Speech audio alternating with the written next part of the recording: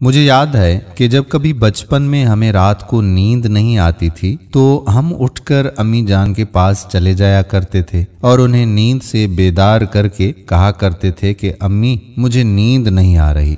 امی فوراً نیند سے بیدار ہو کر پوچھتی، کیوں بیٹا، کیا ہوا؟ طبیعت تو ٹھیک ہے نا؟ پیشانی پر ہاتھ رکھ کر بخار چیک کرتی، پیٹ میں تو درد نہیں ہے نا؟ تسلی کر لینے کے بعد اکثر اپنے پاس سلایا کرتی یا جب تک ہم چاہتے ہمارے پاس بیٹھتی۔ پھر ہم بڑے ہو گئے اور رات کو بے سدھ ہو کر بے فکری کی نیند سونے لگے، اور امی بوڑھی ہو گئیں، انہیں اکثر راتوں کو نیند نہیں آتی۔ اول تو ماں اپنے بچے کے آرام میں مخل نہیں ہوتی، مگر کبھی وہ یہ غلطی کر ہی دے تو عموماً بچہ ماں کو اینٹی ڈپریشن یا نیند کی گولی کھا کر سونے کی تلقین کرتے ہیں، یا اگر وہ بیمار ہو تو روٹین کی دوائیں وغیرہ لینے کی ہدایت کرتے رہتے ہیں۔ دراصل بچپن میں اور بڑھاپے میں کافی مماثلت ہے۔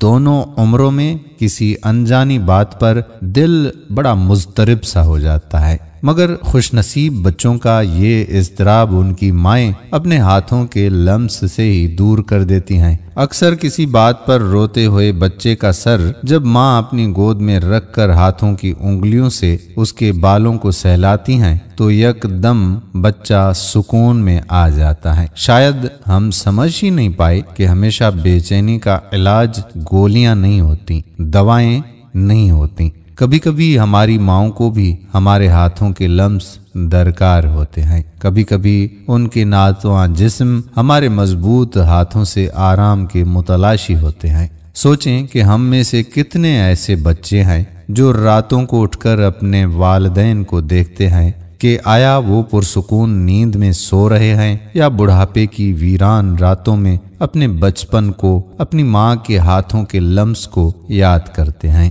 اگر آپ کے والدین یا ان دونوں میں سے کوئی ایک بھی زندہ ہے اور بڑھاپے تک پہنچا ہوا ہے تو خدا را یہ موقع ہاتھ سے نہ جانے دیں اور ان کی خدمت کریں۔ جس طرح آپ نے بچپن میں ان کی گود میں اپنا سر رکھا تھا، اسی طرح ان کے قدموں کو اپنی گود میں رکھ کر دبانے کی کوشش کریں۔ اس سے انہیں آرام مل جائے گا اور آپ کو جنت میں مقام مل جائے گا۔ اللہ تعالیٰ آپ کے والدین کو لمبی عمر اور صحت عطا فرمائے، اور جن کے والدین اس دنیا فانی سے کوچ کر گئے ہیں، اللہ تعالیٰ ان کی مغفرت فرمائے اور انہیں جنت الفردوس میں اعلیٰ مقام عطا فرمائے، اور آپ سب کے والدین کے صدقے میرے والدین کی بھی مغفرت فرمائے۔